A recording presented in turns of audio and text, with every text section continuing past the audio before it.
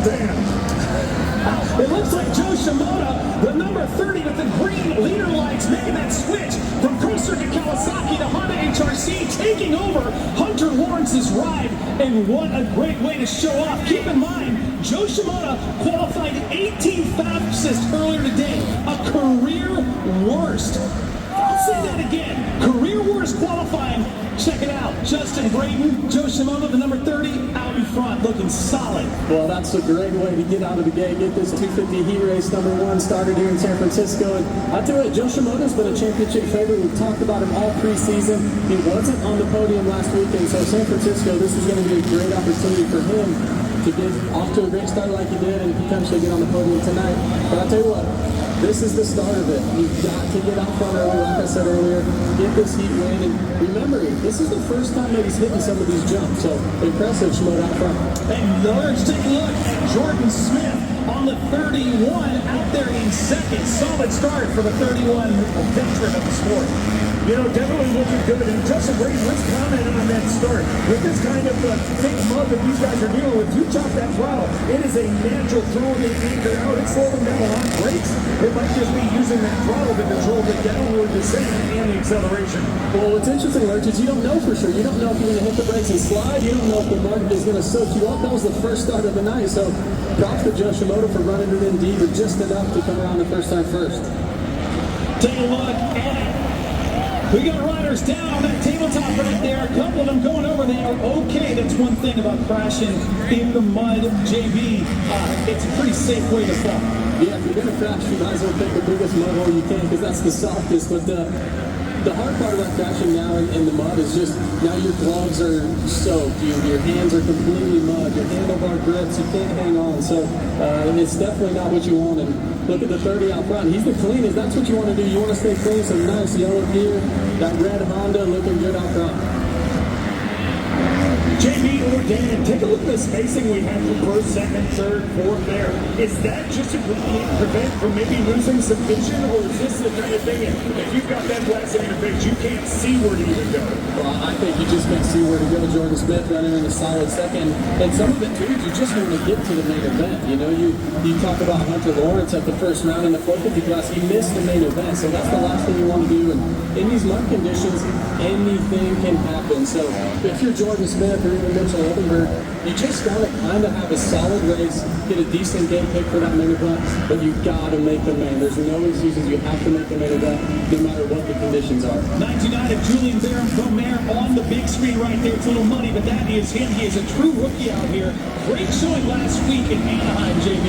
He was unbelievable last week in Anaheim. Got off to great starts, which he didn't so much here in San Francisco in this heat race. But I'll tell you what, for a rookie, the pressure of Anaheim 1 is crazy for anybody, even if you're a multi-time champion. For Juju Gomez to come in and do what he did, that Red Bull KTM has got to be excited about this kid's future. You know, we saw the 105, 106 from that qualifying session with the 250s. The track was a completely different beast then. This thing has gotten angry. What are the lap times right now? Man, it is way up, 112. I think the qualifying times for the 250s when we saw them earlier on were around 105, 106, 107. Smith is catching Shimoda. Watch out front. Shimoda on the red bike with the yellow gear.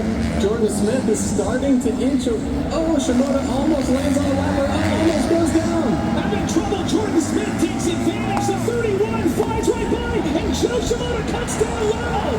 Who's going to wind up with the leader lights? Taking away Lurch. It looks like Shimoda got back out in front. He does. It's a lot of lap traffic right now. Now you got to thread the needle, and the needle eye is not very big. So Joe Shimoda, this is it, man. The steel podium is bumping. Is that Jordan Smith? That is the 31. Jordan Smith has gone down, and he's getting past in the last third of the roof section. Jordan Smith did fall. Again, remember, we want to keep in the top 9. The top 9 transfer to the main event. The rest do not want to go to that last chance qualifier, but that's where they may have to go if they don't make it the top 9, Justin. Dan, that's the last place you want to be tonight. The crapshoot of LCQ. You just never know in that last chance qualifier. You know, with Joe Shimoda out front riding clean laps, that's exactly where he wants to be. Bummer for Jordan Smith, but he was just pressuring Shimoda. He had the pass. Shimoda got him back. That's just good, clean racing, and you love to see it for Smith. Last week on the podium at Anaheim 1, he's pushing to be a little bit better than that. and he was going for that first gate pick in the main event, trying to get this win. Birch, what do you like about Joe Shimoda right now? What he's doing? Marchbank's down in second. There's lots of things that I like about Joe Shimoda. One of the things, that's going to be the 26 of Marchbanks that you're seeing on the screen right now. Wow! One of the things I really like about Joe Shimoda is his season is starting out well. We've seen slow progression earlier season. Now he's in a good place, especially if he can rank it directly in that main event. The team is going to have a lot more time to get that fight ready for that game. Yeah, Mitchell Oldenburg's coming on strong too. Right now we have the 55 in third place. Mitchell Oldenburg on that smart top. Moto Concepts Honda is up in second now. So he's moved up into second place. There he is on the Supercross big screen. Mitchell Oldenburg. Looks like Bomair down in the woods now. These guys are going all over the place. And this track is so challenging. Huge props to Shimoda for getting out front. But we've seen Marchbanks in second go down. We've seen Jordy Smith in second go down. Bomair was down now. Mitchell Oldenburg takes over that second spot. You know, you look back at Bomair, not a lot of Supercross experience obviously coming up from the futures, and last week we saw a great progression, but man, you put mud on something that you're just cutting your teeth in, like a Supercross track, it's going to be tough for a rookie. Yeah, no doubt that anything's tough for a rookie at this point, especially the pressure of Anaheim 1, like I said earlier. Now he's getting a totally new set of circumstances thrown his way here in San Francisco, full-on mud race. Got to get into the main event, though. You absolutely have to get into the main event. Anything can happen. Who knows? He could end up on the podium at the end of the night.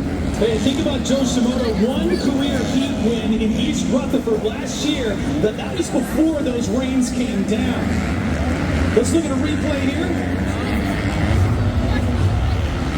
This is Mitchell Oldenburg on the 55 coming in.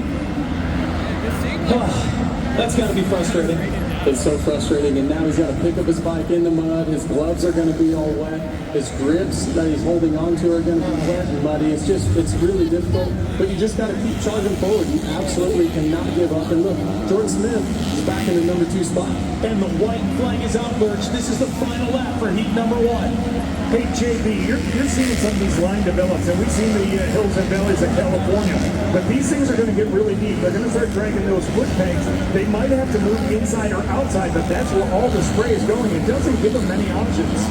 Well, I'll tell you what, from up here in the booth, there's so many lines that are already developing, and honestly, it's really hard to pick. You never know how much lines are going to change from lap to lap. One lap you might take the perfect line, and Shimoda could come around and say, oh man, I'm going to take that next lap. That line was incredible. Well, then he comes down next lap, and the line's totally changed. He was deep, he can't even get through it, he can't make the jump, so it's ever-changing, ever-evolving. These guys are going to have to really be looking forward and thinking ahead and predicting how the track's going to shape up the next lap around. Joe Shimoda pulling it off, staying upright. Can he do it all the way to the very end? Looking for those leader lines to see if he can get it done. The number 30, we're going to get a checker flag out here in just a minute. Here he comes on the Rocky Mountain ATV MC Berm. What a ride by Joe Shimoda. He has one career heat win again at East Rutherford. Make it 2. Give it up for Joe Shimoda. Look at the footer there. The excitement is real. Nice, some solid trick points there, Joe. Nice work. I don't want to brag, but I could probably do that no footer on my dual sport. But that was cool, Joe. I love it. That does show some excitement from him. Slade Barola looking to make his first career main in just his second attempt as a rookie. Was he able to stay in? He had the 8th spot last we saw, and it looked like he did. So we'll see if he can hang on to that. But what a run. And I tell you what, those